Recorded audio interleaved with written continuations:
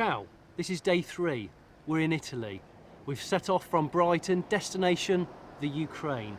We've already got 750 miles under our belts, but today alone we've got to do 550 to catch a ferry. And if we miss it, there ain't another one for 3 days. Welcome to the Extreme Euro Rally, an epic 8-day adventure of stamina, geography and stupidity, all in the name of charity.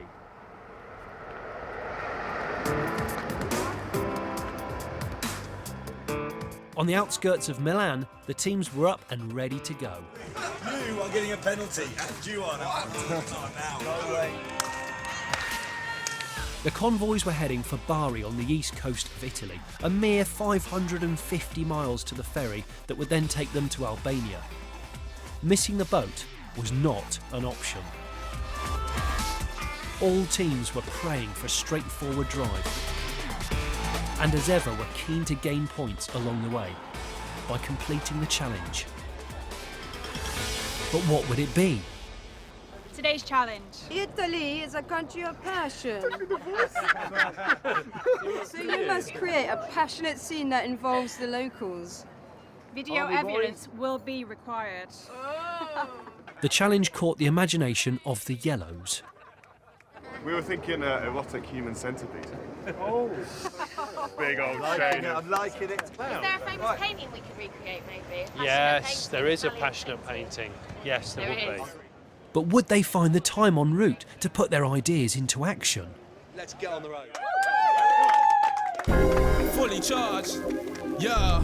Me in the sky in the form of a cloud. Spit to the crowd, get loud, wow. My whole style since a child been Millie. What? You want pop, Willie pop, Jitty what?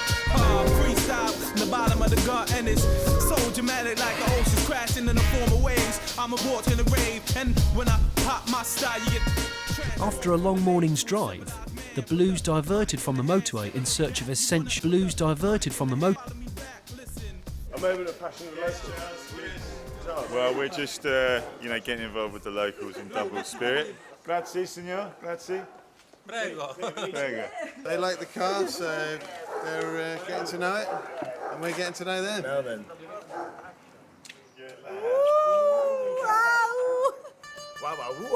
Should we now apologise to the local for kissing his missus? Perhaps.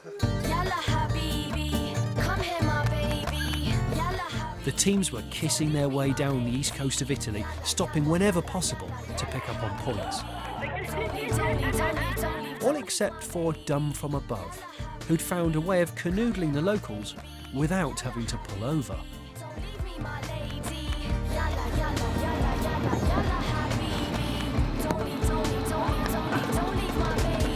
Go, go, go! Innocent farmer!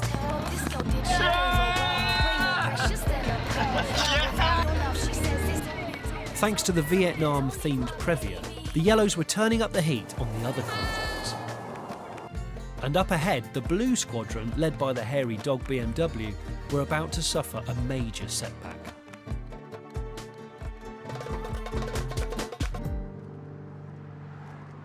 "200 miles from the ferry port, the dog had broken its fan belt.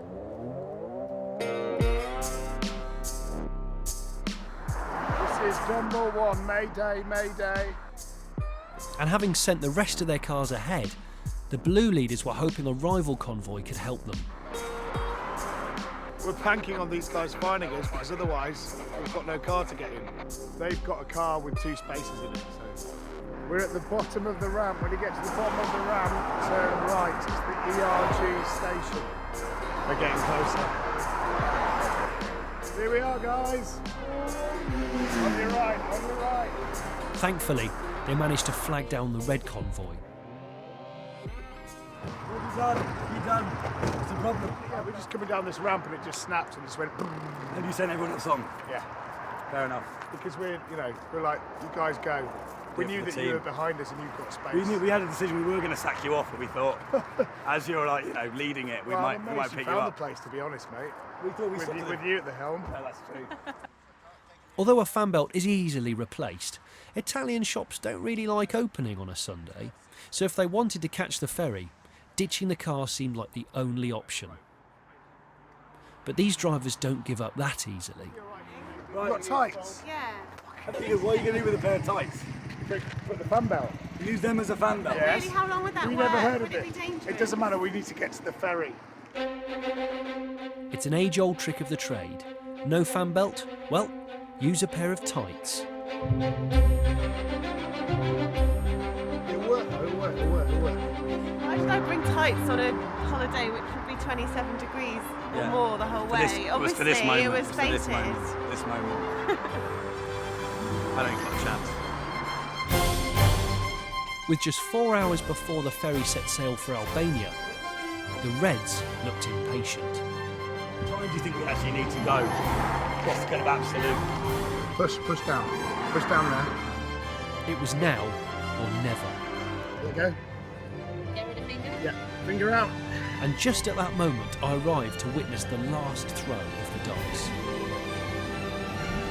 Listen, tights are only had. Let's have a look. We've got nothing to do. It's a flat reverse roof. Yeah, no, it looks good, man. It looks good. It's just. You ready? I think I'm ready.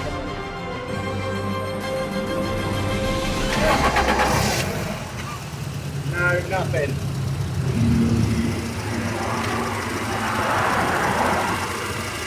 It's just spinning. Yeah.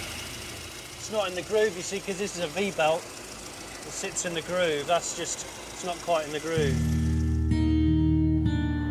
I would say we maybe dump it. I know it's going to hurt me.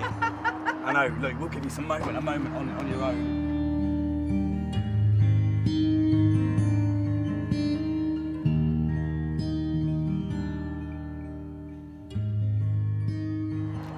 We've just got to go and get the ferry. It's just happened on the wrong day, unfortunately, because everything's closed.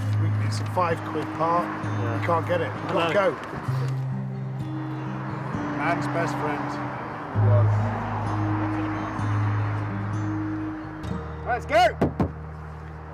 Right, we're leaving it.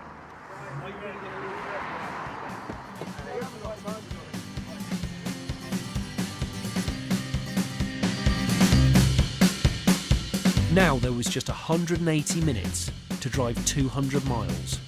It was going to be close. I've nicked the toolkit out of it, because we will need it. See you later.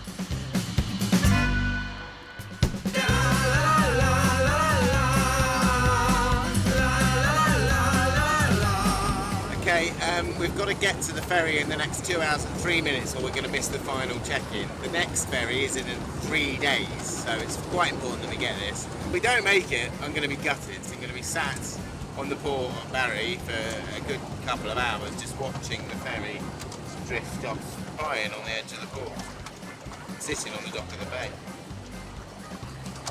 With no margin for error, the Red Convoy and their new passengers were going to need a lot of luck.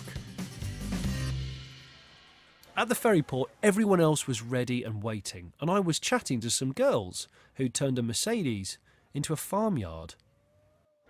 It is brilliant. Has it caused much attention driving through Europe thus far? I think so. I think we get the biggest smile. Yeah, makes people smile. Yeah. It was an impressive vehicle, topped off by Fred, the roof-dwelling pheasant. He's been shot, stuffed and mounted. Seriously? For this trip, yeah. You should donate it to a farmer when you get there. The pheasant. Well, the car. Everything. Everything. Yeah, that's Maybe true. we will. Yeah. So it lives in a rural environment for the rest of its Quite a life. nice idea. Yeah. Meanwhile, just outside Bari, after 2 hours of solid driving, the jungle-themed Rover had made up for lost time. Coming off at 9.3 miles, Rich. We're going to make it! We're going to make it! We're going to make it! We're going to make it! Thank God! Thank God we're going to make it. Thank God.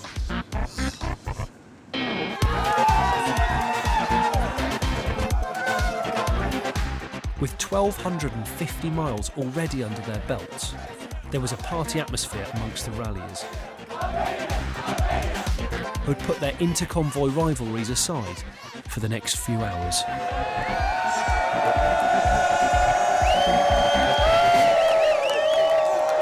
And so ends day 3.